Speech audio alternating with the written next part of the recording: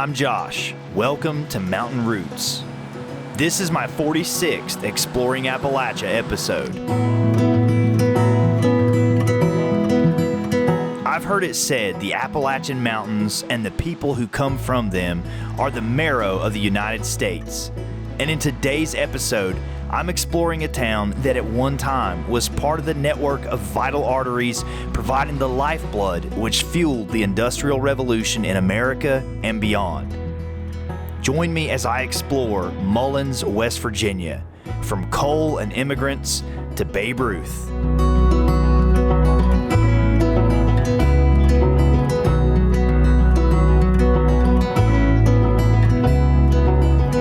Mullens is located in Wyoming County in southern West Virginia, nestled in a valley situated along the Wyandotte River.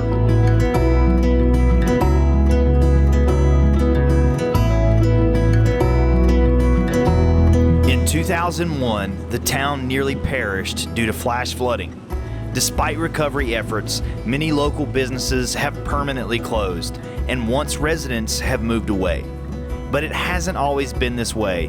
Mullens hasn't always been a shell of its former self, what some might consider a stereotypical coal town living in the twilight of post-industrial decline.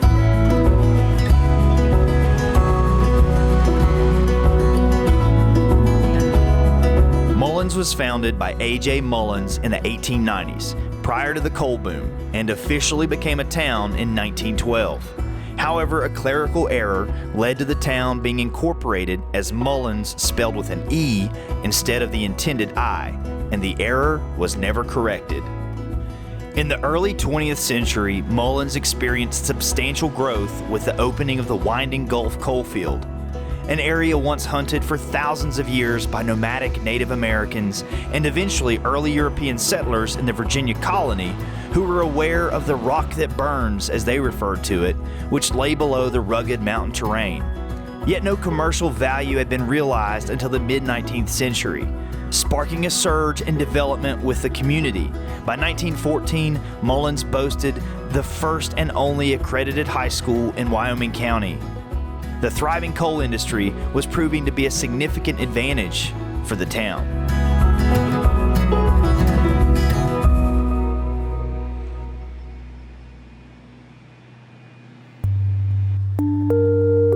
Fate would catch up with Mullens as well as the entire coal and rail industries as they took a major hit during the Great Depression. Layoffs ran deep and coal mines shuttered as the economy continued its downward spiral.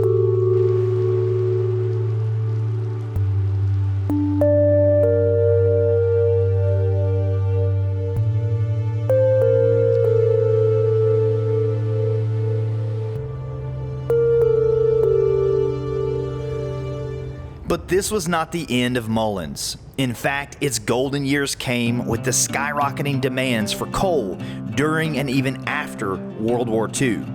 Coal mines were running 3 shifts to keep up with demand. Workers and immigrants came to Mullens from the four corners as the coal economy in the region exploded, propelling the town into a bustling metropolis for its time.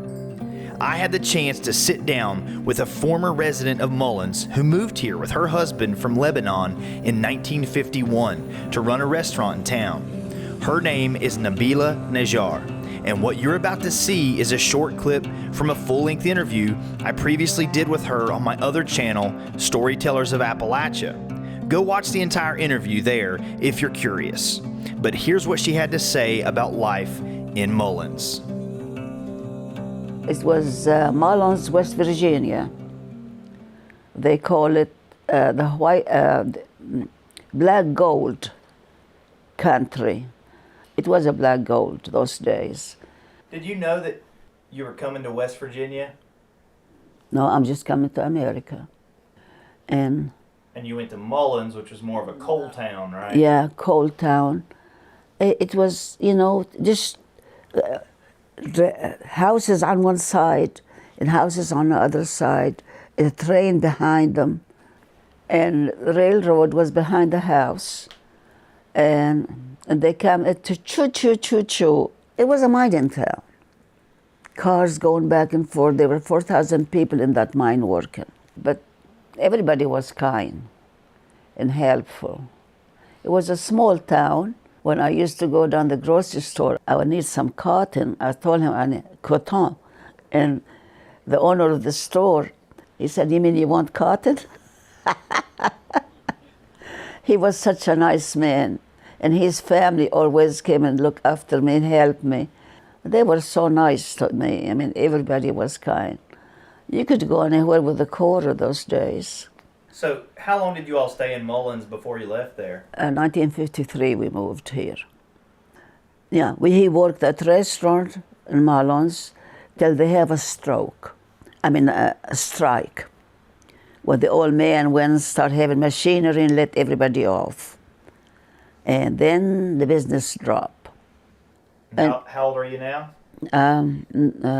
91 and 8 months.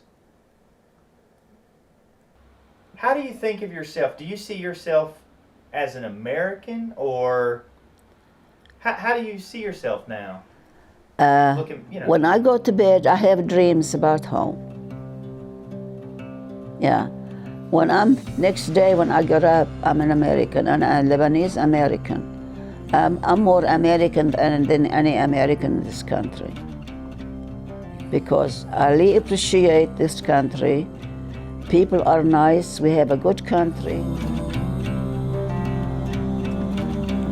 As Nabila said, strikes happened as advancements in technology occurred.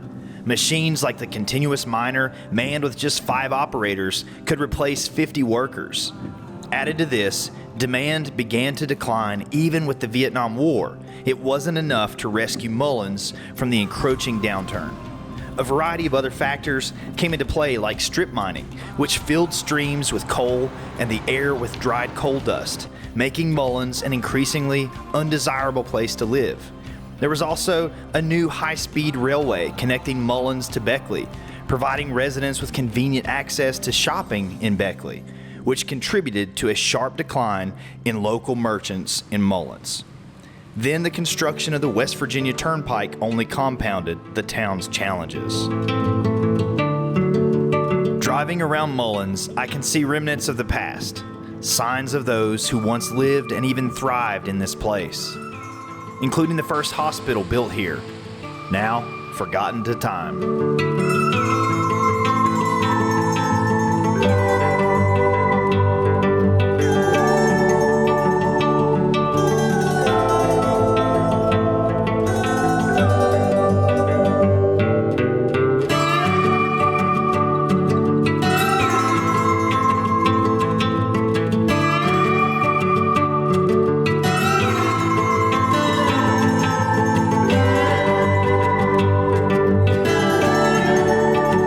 Downtown stands the historic Wyoming Hotel, which was originally built in 1918 by mine owner J.C. Sullivan.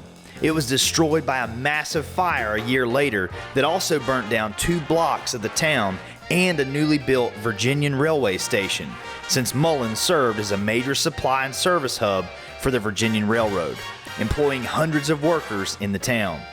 The Wyoming was rebuilt in 1920.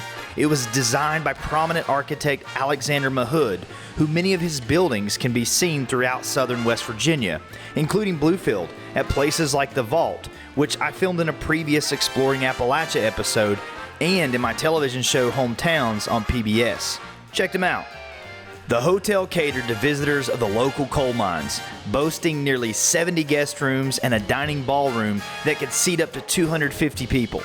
The Wyoming is also claimed to have hosted some iconic visitors, such as then Senator John F. Kennedy, that's JFK himself, as well as the great Bambino, the Sultan of SWAT, home run king Babe Ruth, and legendary performer and actor Will Rogers, among others. The hotel has been closed since 1978, but I've read that the current owners recently received a grant that may help revitalize some of the building.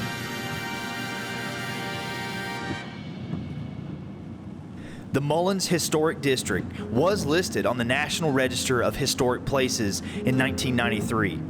But without intentional preservation efforts, it's hard to tell what will remain of the past in the future. I've recently had conversations with folks about places like Mullens. What does the future look like? Are industrial jobs coming back? Can manufacturing even compete here? What's the future of energy, of coal? Or will technology-based jobs that allow people to work remotely once again bring waves of future generations to the region, seeking an alternative to the hustle and bustle of metropolitan life? I simply don't know.